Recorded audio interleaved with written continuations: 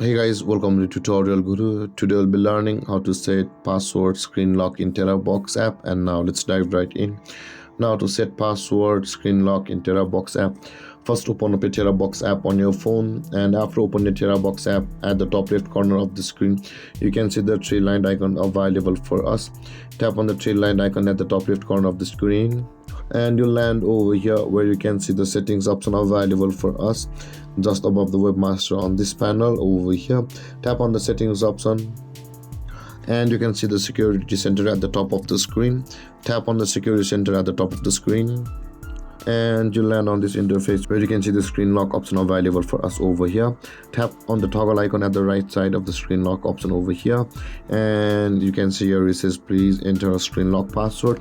Enter your screen lock password over here guys, whichever may it be, and after entering, re-enter it for confirmation. And you can see guys your screen lock has been set successfully on TeraBox. And next time you open your TeraBox app guys, your screen will have a lock with a password set on it. And with that being said guys, this is how to set password screen lock in TeraBox app. If you have any confusions or questions regarding the topic, feel free to comment in the comment section below, and don't forget to like, subscribe and hit that bell icon for more videos. Thank you for watching guys. Peace.